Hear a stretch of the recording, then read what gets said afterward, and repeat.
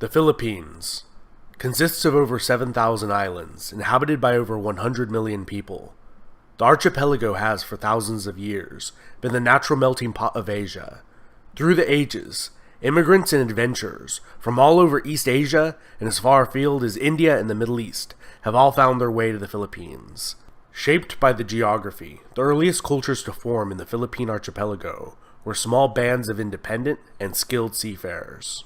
Between approximately 2,000 and 1,500 years ago, many mountains and hills were transformed into terraced farmland. Many still in use today are fed by ancient, sophisticated irrigation systems, channeling water down from the rainforests above the terraces, and it is said that the steppes, put end to end, would encircle half the globe. The Sahuin culture is one of the best early examples of extensive trade, cultural ties, and possibly immigration into the Philippine archipelago. Objects made from gold and glass, bronze weapons, tools, and mirrors were imported from the mainland. Throughout this cultural region, similar art and jewelry was crafted, and the cremation of the dead was ubiquitous. The Sahuin culture is thought to be the predecessors of the Cham people of Vietnam, who formed a venerable kingdom. From the period approximately from 300 AD to 1000, large numbers of Malays migrating from, or possibly fleeing, the rapidly expanding Srivijaya Empire began to populate the Philippines.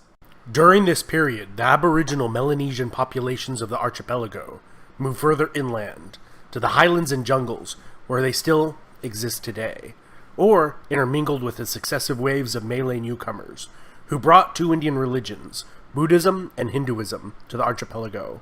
Society became stratified into groups of 100 families or more, called barangays, each led by a headman, or datu.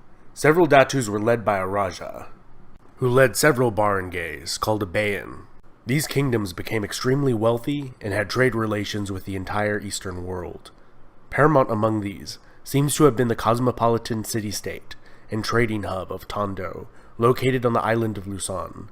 The earliest written record discovered in the Philippines, the Laguna copperplate inscription, mentions the state of Tondo and is written in a script combining elements of Sanskrit, Old Javanese, Malay, and Tagalog.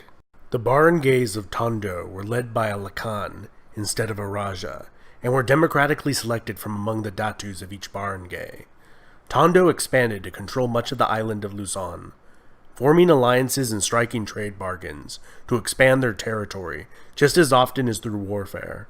Formed from several ethnic groups, the Ifugao in the highlands of Luzon formed the longest-lasting state in the Philippines.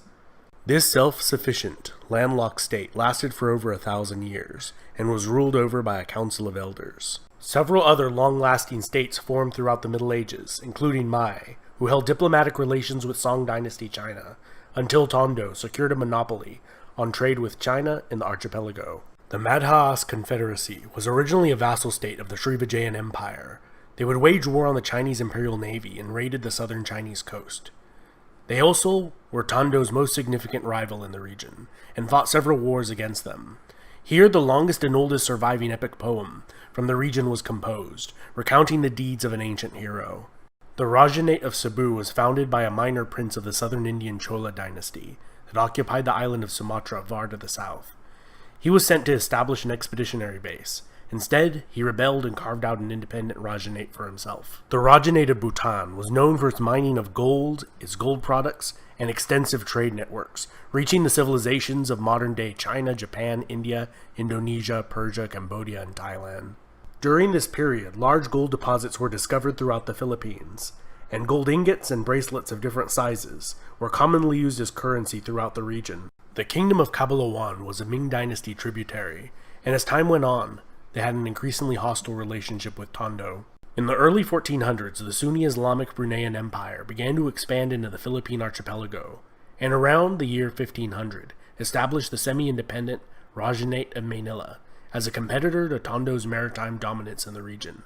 Built directly across Tondo on the opposite banks of the Pasig River Delta, Manila would gradually supplant Tondo, which fell under increasing Bruneian influence. The Sultanate of Maguindanao formed in the south, ruled over by a hereditary line of sultans that maintained very favorable relations with the Dutch and English for over 3 centuries, until finally falling to the Spaniards in the 19th century. In 1521, a Spanish expedition that would go on to be the first to circumnavigate the planet reached the Philippines. It was led by the Portuguese, Fernão de Magalhães. The Raja of Cebu declared allegiance to the Spanish crown and converted to Catholicism. The nearby small island of Mactan was not as amicable and killed Fernão as they disembarked with a small attack force on the island. The Spaniards left but would return quickly, sending 5 subsequent expeditions, and in 1543, Ruy López de Villalobos renamed the islands Las Filipinas after Philip II of Spain. During the conquest of Manila, much of the city was burnt to the ground, and the Spanish settlement of Manila was founded there as the capital of the Spanish East Indies. In 1578, the Sulu Sultanate, a longtime vassal of the declining Empire of Brunei, became fully independent and would become a longtime foe of the Spanish. The Sultanate of Sulu became notorious for the so-called Moro raids, pillaging and taking of slaves. The Spanish would burn down their cities several times, only to have new bases of operations sprout up on different islands. By the mid-1600s, Manila was a bustling port city, as galleons crisscrossed the Pacific Ocean, leaving from Acapulco, in modern-day Mexico, filled with silver, mined there and in Potosi, and returning from Manila, filled with luxury goods such as porcelain, silk, and spices. Spanish territory would slowly expand, defeating a series of Dutch attempts to seize Manila. The British did seize it for a short while during the 7 Years' War, only to return it after the war had ended, and the treaty stipulated that they do so.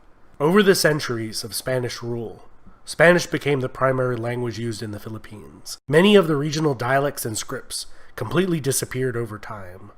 Following the Spanish-American War and period of U.S. military rule, the Philippines became an American territory, and in 1935 became an American Commonwealth.